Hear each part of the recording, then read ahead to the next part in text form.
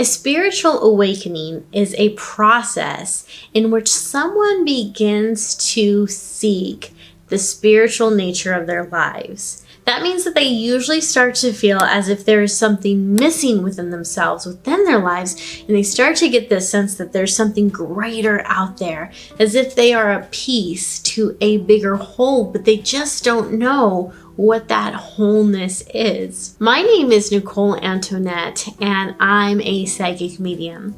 Not only do I help people to connect with their loved ones in the spirit world, but I also help them to accept, embrace, and enhance their own spiritual gifts.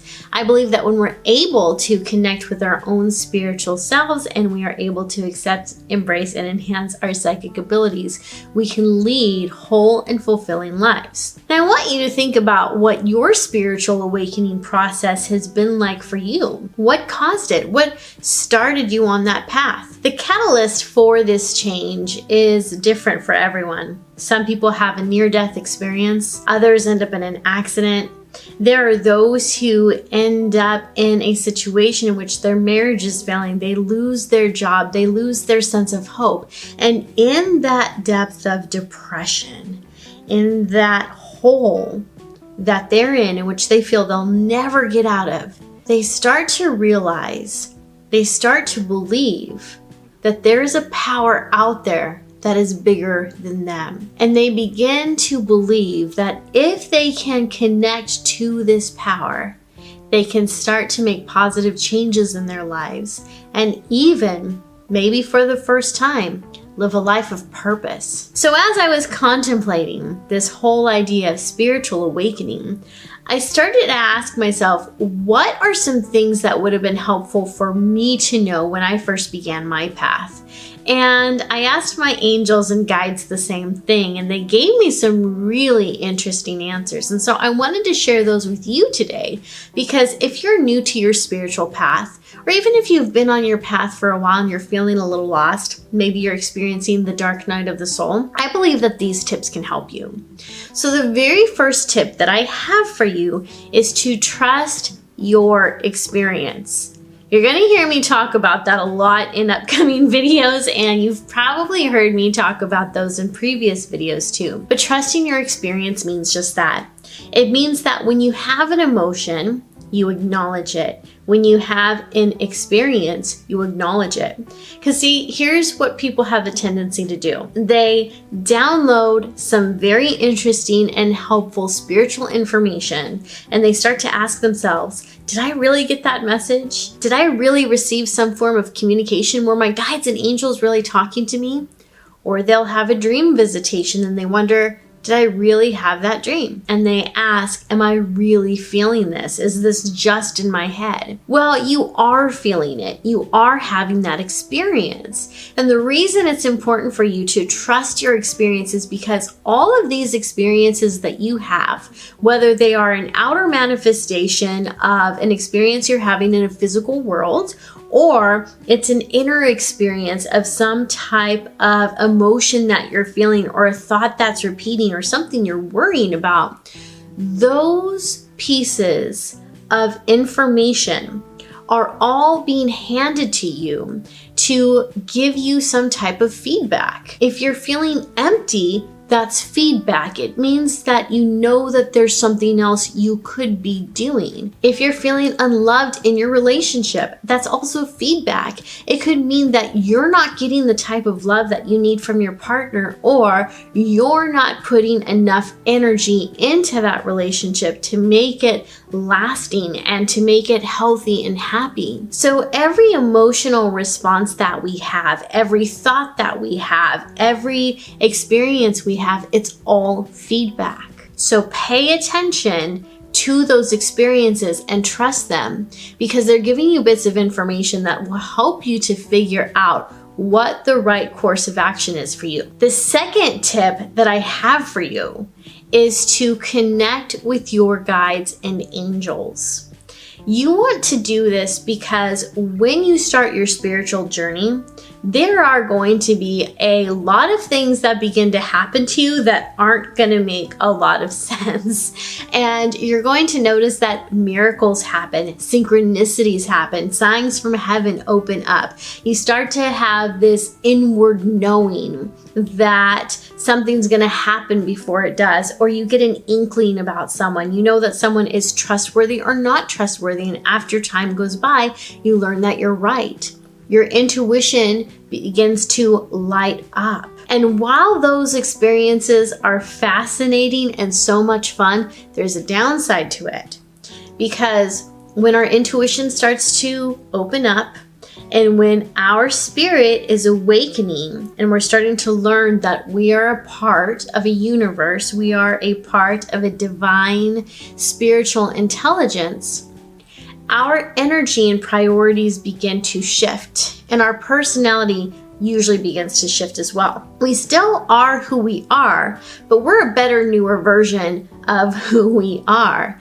And that newer, better version isn't going to continue to align with the people, experiences, and places of our past. So what that means is that if you are someone who usually loves to play games, like video games, you may find that the type of video games you play no longer resonate with you. And if you're a part of a guild, or if you have a lot of friends who are very into video games, then guess what? You're probably not going to have much to talk with them about anymore, because that love of video gaming fades away. You might find that the type of movies you went to, or the places that you visited, or just the people that you talked to, maybe you were a part of a group of girls who gossiped a lot, or who were totally into materialistic TV shows.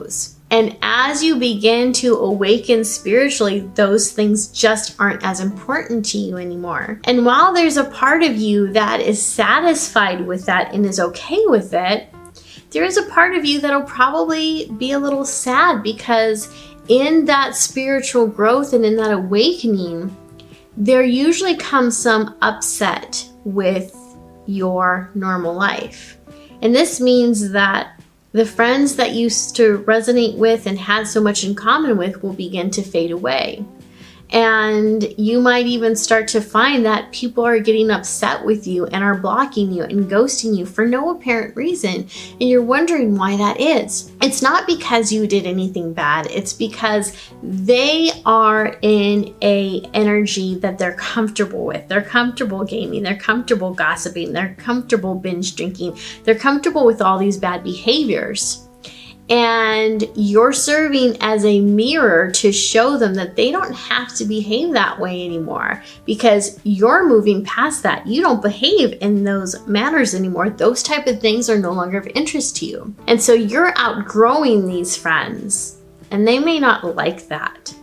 They don't like to see someone doing better than them, because it makes them feel small. And if you start to talk to them about a philosophical experience you had, or a really in-depth book that you read that had this amazing nugget of wisdom in it, they might just get annoyed with you. They might think, oh, you're trying to be better than us. Oh, you think you're so smart now? So they start to take your experience, your excitement, your newfound wisdom, the things that excite you that you want to share with them. They start to take those things out of context, and it has nothing to do with you. It has everything to do with the fact that you no longer serve as a source of comfort to them and their bad behavior. So while your vibration is starting to go up, your friends are going to start falling away. Because again, maybe they're materialistic, or maybe they think they're spiritual, but their brand of spirituality is actually watered down sugar water. It's not even a good form of spirituality. They may think that they're awakened and they're enlightened, but the more you speak to them, the more you realize that's not true. And so a separation begins to happen.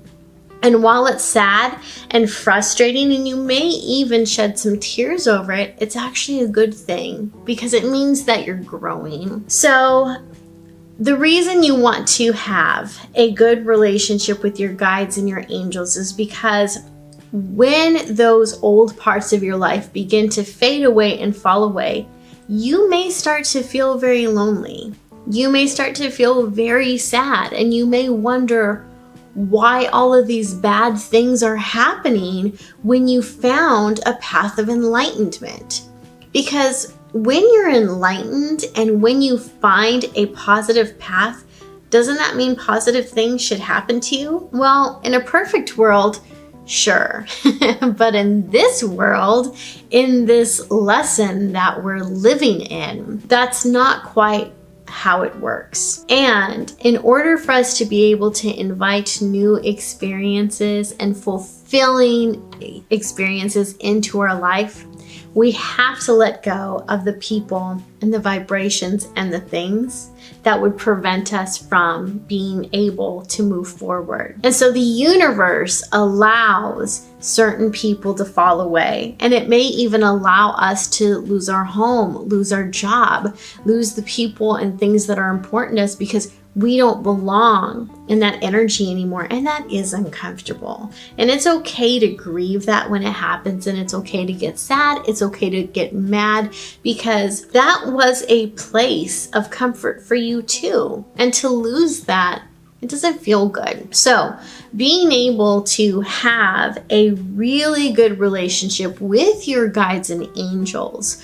will help you to navigate through those changes, because as those changes start to take place, you can actually talk to your guides and angels and ask them, why did this happen? Why did you allow this? Don't you know that this hurts? Or you can say, I can appreciate that this happened. I'm upset about it. It hurts, but I know this is for my own growth, and I would just like to know what's happening next. Like, I would like to receive some type of good news so that I know that this experience isn't a waste. So you have someone to fall back on, and your spirit team will speak to you. They will give you answers, and they can do that through many different forms. And if that's a video you would like me to create, if you'd like to know the different ways that you can communicate with guides and angels and how they communicate with you, let me know. Put that as a comment section down below, and I can work on creating that video for you as well. The third tip that I have for you is to trust the process. Trust the process. And that can be really difficult, because when you're losing friends and when you're starting to feel as if you're losing your mind because you're getting all these amazing downloads, and you realize that you do believe in multiple gods, and you do believe in the possibility of fairies, and you absolutely believe in angels. And I'm not saying that all of this is going to resonate with you. You may be watching this saying, Nicole, I don't believe in multiple gods. Hey, that's cool. Totally hear you. But you are going to find that you start believing in things that you didn't really believe in before, or your belief in certain things that you're kind of on the fence about is going to become strong. So strong that you'll argue for its existence, and you'll argue on its behalf if that's where things lead. So you want to trust the process, and remember, the universe really is looking out for you. And I know it doesn't always feel that way. It doesn't always feel that way for me either. So trust me when I say this is something that I have an issue with too. But when I can fully surrender to my experience and I can trust the process, I find that I'm able to sail through the oceans of whatever discomfort is coming my way much easier. And there is always some type of golden nugget or treasure at the end of each uncomfortable process. And really, I don't think any of us really get to the end of our spiritual awakening. I think that our spirit is always expanding and enlightening in some way, shape, or form, if that is the intention that we have, and if that's the path that we've gone down. So the reality is that our spiritual awakening process never ends. But once we get past the beginning stages, it does get to a point where we're more comfortable with it and where we have a better understanding of how to navigate through it. But in the beginning, it can be scary. It can feel weird. You can feel as if you're losing your mind.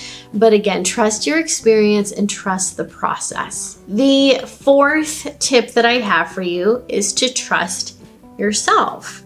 When we talk about trusting the experience, which was, of course, the first tip I had for you, we talk about trusting all of the feelings that you have, the thoughts that you have, the outward manifestations of the world around you.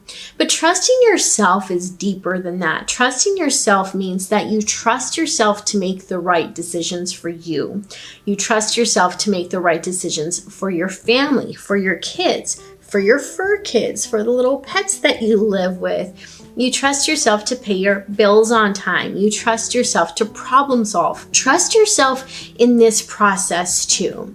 And that could look as if you are being very careful and being very mindful of your self-talk, which of course is different from when you're speaking with your guides and angels. So when you trust yourself, you're not going to speak down to yourself and say, oh my gosh, you're such an idiot. I can't believe that you forgot to pay the electric bill. Or, oh man, you really should have gone to the grocery store yesterday because today's just a mess and I don't know how I'm going to fit that errand in. Or it could be something that like you're getting ready to use a restaurant delivery service, and as you're placing the order, you're condemning yourself saying, man, you are so lazy. You could go pick this up for free, but instead you're going to pay $6 plus a tip for the delivery. That's not a nice way to talk to yourself, and it's also not helpful. And we kind of do the same thing in our spiritual awakening too. Like if you are learning how to work with oracle cards, you might lay out your oracle cards and you interpret them for yourself or for a friend, and then you start thinking to yourself, gosh, I probably don't know what I'm doing. I really shouldn't even be touching these cards. Who am I to even think that the spirit of the universe is going to connect with me through these cards? That's not trusting yourself. That's belittling yourself. That's not okay.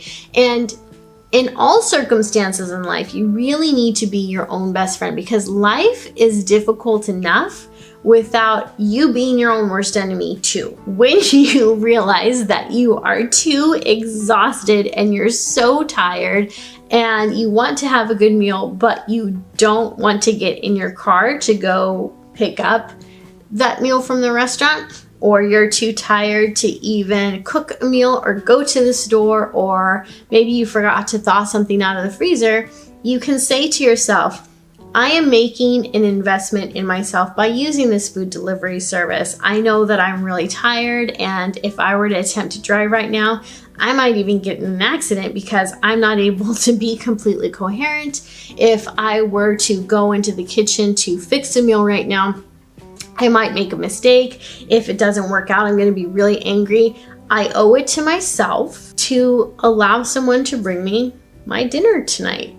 And that's okay. I deserve this. I worked hard for it. And by paying someone to bring me my dinner, I am also contributing to the financial well-being of someone else. And that makes me feel good. So you're helping more than one person by having that food delivered. But do you see how the difference in that type of self-talk is? See how one is very critical and one is more productive? That's how you start trusting yourself. You trust yourself by speaking to yourself in a way that is productive, helpful, and positive in most cases. And there might be times when you have to have a tough conversation with yourself because you're overeating or eating the wrong foods, or you're staying up too late at night, or you're not studying as much as you want to, and you're not as disciplined as you could be. And in those moments, you will have to have a heart-to-heart with yourself where you say to yourself, self, or insert name here, for me to be Nicole, I'm really concerned about the way that you've been drinking too much lately. And so I think it'd be a really good idea for us to come up with some type of plan so that you're not drinking as much as you have been. I get that you've been quarantined. I get that you've been bored. I get that you've been a little depressed, but there's probably a healthier way that we can maneuver through that. So let's figure this out. Let's look up different activities that we can do. So when you want to drink, you have something else to do instead. Let's maybe create a chart. Let's reach out to a friend. Let's, and you start problem solving with yourself. Because if you just sit there and you berate yourself and you tell yourself, oh God, I knew I shouldn't be doing this and I did it anyway, and like I hate this thing about myself, that's not helpful. If you sit down and you have that heart to heart with yourself, that's much more helpful. Because when you're able to talk to yourself productively, you're also able to trust yourself more. And when you talk to yourself productively, you are more apt to put into action the behaviors that you want to change or the behaviors that you want to adopt. And when you are able to do that, when you're able to talk to yourself productively and you are able to behave in a way that meets your own self standards, that's when you start to trust yourself more. The next tip that I have for you is to trust your intuition. During your spiritual awakening, you're going to find that your intuition begins to light up. And what that looks like is different for each individual. It has a lot to do with which clair is strongest for you. So if you're clairvoyant, you might get images in your mind that are very crystal clear. If you're claircognizant, you will find that you know things out of the blue and you don't know how you know them, you just do. If you're clairaudient, you're going to hear information and it'll come to you as maybe a voice in your head, or sometimes you might actually hear things audibly. But the way the information comes to you will depend on which of your psychic senses is strongest. And when your intuition starts to kick up, when you're able to feel that something is not good for you. For example, let's say you're about to make an investment and you start to feel in your body that it's the wrong thing to do. You start to get this sensation that it's not going to work out the way that you want it to. Listen to that, because there's information and feedback in it. Your intuition, your spiritual soul, your spiritual self is speaking to you. Your intuition is how your soul talks to you. And when you start to feel as if something is off, that is your spirit sending up a red flag saying, hey, this isn't for us. This isn't for you. If you move forward in this, you're probably not going to get the results you want. Or if you befriend this person, they're going to hurt you. Your intuition knows. So pay attention to that and trust it. And trusting things takes time, right? It takes time to trust people. And the truth is, sometimes we trust people too quickly and then we find out later that that person wasn't trustworthy after all. And so it can take time to build trust in your own intuition. It can take time to build trust in yourself. It can take time to build trust in your experiences. And trust in your intuition means that you're paying attention to the signals and to the feedback and information that your intuition is giving to you. And when you receive this feedback, when you receive this information, you may want to write it down, because here's what will happen. A lot of times we intuitively know something or we feel something. Then we have some type of experience that proves us right. In some instances, maybe it turns out that we were wrong. But when you're able to keep a log of those experiences and you look back on it, you'll be like, oh my gosh, I forgot I was right about this. And I remember thinking that so-and-so was going to end up doing this or doing that. And you're going to look back and you're going to remember all the different hits that you got. And it will blow your mind. Because a lot of times when we have those intuitive experiences and we live through them, we forget about it within a few weeks, a few months, especially if it was a little intuitive hit, if it was something that had a very, very small impact on our lives. But a lot of times if we listen to our intuition, then we may be saving ourselves from heartbreak. And it could look like this. For example, a few years ago, I was on a dating app and there was someone who sent me a message, and I just had this feeling that this person was dangerous. Like, I had all sorts of red flags going off in my system. And so this person wrote me what was actually a really nice message, and I contemplated responding to it, but my red flags were going off all over the place, and so I never did. Well, a few months go by, and I'm scrolling through Facebook, and I see a picture of this man, and there's this article on how this person had committed a crime. I don't remember what the crime was, but I remember looking at that saying, where do I know this person from? Like, I know I've seen that face before. And it hit me. It was the person from the dating app. And so that was one of those moments where when I listened to my intuition by saying, I'm not going to respond to this, like, this is a great message and this person seems interesting, but something in me is saying, no, no, no, do not pass go, do not collect $200. That is an experience that is easily forgettable. Months go by and I'm like, oh my gosh, did I dodge a bullet? But if I had never seen that article, I would have never known how big of a bullet I had dodged, and my intuition would have gone, I guess you could say, unvalidated. So there are so many times when you will take a small action and you'll forget about it and you continue on with your life, but you taking that small action prevented you from something horrible. So write down those experiences as they come, because when you look back, you're going to notice that probably 9 times out of 10, or 8 times out of 10, whatever the number is, most likely you're going to be right more than you're wrong. The next tip that I have for you is to find your peers, find your teachers, but never trust anyone more than you trust yourself. It's kind of a long tip, but I stand beside it 100%.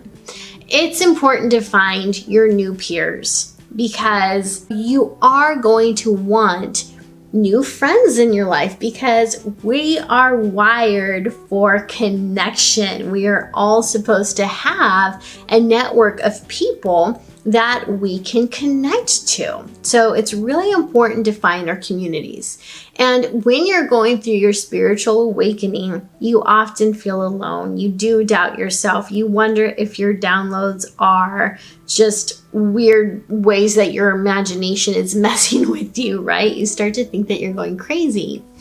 But when you're able to find a community of other soul seekers, of other people who are interested in this very significant path, this very fascinating path, then that can really get your motor running. That can really help you to stay on board and to feel less alone.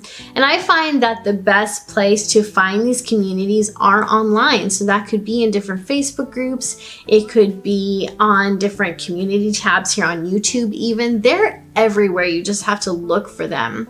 And the reason I say never trust them more than you trust yourself is because, remember, your intuition has lit up, and there are going to be people in these groups that say some interesting things, and you'll know right away if what they're saying resonates with you or not. There are going to be some people in there that have some fascinating ideas that don't sound quite right to you. And that doesn't necessarily mean that they're wrong, but it could mean that you're not at a place of understanding those ideas yet, because knowledge can be like a ladder. Sometimes in order for us to fully understand something, we have to kind of climb the ladder of wisdom or knowledge first. We have to gain little bits of tidbits for a bigger idea to make more sense to us. So it may just be that you're not at that level yet, or it could be that the person in the group really is spouting off some nonsense, and inside of your soul, this person's just lying, or this person just wants attention, or this person's cray-cray and maybe needs to be on medication. You never know, right? So you can go into these groups, you can have fun, you can meet people, you can have deep philosophical conversations, and you don't have to agree on everything. Go into these groups as if you are someone who is researching spirituality, because that's what you're doing. You're wanting to find more nuggets of wisdom. You're wanting to learn how things work. You want to see the different ideas and theories that people come up with. And some of these are going to jive with you. Some of these are going to be totally fascinating, and others are going to smell like poo-poo. Because some spiritual ideas are poo-poo. And it's okay to admit that. So you're going to come across people who will be rather arrogant. They're going to seem as if they have more knowledge than you. They'll talk about all the downloads they receive, and they'll speak the right language. They may talk about vibration and connection and the intelligent divine universe. So they'll have the right language, they'll use the right lingo. But it's important to remember that sociopaths, narcissists, liars, and opportunists and toxic personalities reside in this realm, reside in this, I guess you could say, niche or field, just like they are in other fields. And some of them are very, very convincing. So if you're meeting someone online and they have this flowery language, but you've got that feeling in your gut that something's off with that person, pay attention to that. It may not be someone you can trust. Just because someone is spouting off wonderful spiritual information doesn't mean that they're trustworthy. In fact, they could actually be stealing that information from someone else. I have people steal my words and plagiarize my words all the time. It happens all the time. It can really mess with our minds, especially if that person has a large following, meaning that they're very popular in the group, or maybe they actually have a big name for themselves in mainstream media. And so because of their social clout and because of the respect other people show them, we start to think, maybe I'm wrong about this person. A lot of people seem to trust this person and they've been around longer than I have. So, I'm just going to put my worry and all this to the side and just, see what happens. You can do that, of course. It's your choice. But again, it's been my experience that always turns out that there's something off with that person. So my last tip for you, when you start on this spiritual journey, and even after you've been into it for a while, actually, you're going to find that so many different topics frustrate you. It could be crystals, incense, essential oils, tarot cards, haunted locations, mediumship, psychic abilities, clairvoyance, spirit boxes. There's just all these different phenomenal tools and methods and forms of expanding your consciousness and expanding your spirit that's going to be interesting to you. And you might even feel overwhelmed, and you might find yourself wondering where you should start.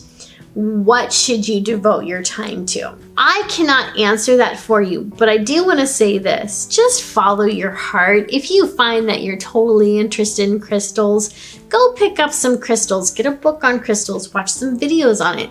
And if while you're in that journey, you realize that you're maybe not into crystals as much as you thought that you were, change the channel. Go look at oracle cards. Maybe you end up finding that oracle cards really fit you, or maybe you find only certain oracle cards resonate with you and others don't. So give yourself permission to play with everything. And I do want to use the word play because while spirit communication is holy and it is amazing and it is important, I believe that there should be an element to this that is fun, that is exciting. Because if it's fun and exciting, and if it's helpful, you're going to keep doing that. So don't feel as if you have to have all the answers right away. Just go towards what feels right to you at that time. And if you're sitting there looking at two different points of interest and you don't know which one to choose them both. That's all right. You can learn about crystals while you're learning about tarot. That's fine. You're allowed to experiment with everything. You're allowed to play with everything a little bit first to see what sticks. And for me personally, I don't resonate that well with crystals. I find them fascinating. In fact, I have a few books on them back here. And while I think crystals are great, and I've heard fantastic stories of people who have healed their bodies and have protected themselves from psychic attacks using crystals, I just don't resonate with them. And when I try to learn about them, and I've taken online courses, I just can't stick to it. And that's okay, because it just means crystals aren't my thing. But oracle cards, tarot, meditation, prayer, learning about angels, creating my own sigils, candle work, incense, essential oils, those are more my speed. And I didn't learn those all overnight. I took my time figuring out what was most interesting to me at the time, and then I just kind of kept building my knowledge base, and you can do the same thing. So don't feel as if you have to choose just one thing to stay loyal to. Choose the thing that resonates with you most at the time and go from there, because that'll most likely serve as a foundation point, and then you'll just build your knowledge base from that foundation. So that's how that works. So my friends, I hope that you found this helpful. Again, my name is Nicola Antoinette. If this is your first time watching one of my videos, I would like to invite you to subscribe to this channel and hit the bell icon so you can be notified of new videos in the future. I'd also like to invite you to check out these videos to the side, because I do believe that you'll find them helpful. Thank you for watching, and I'll see you next time.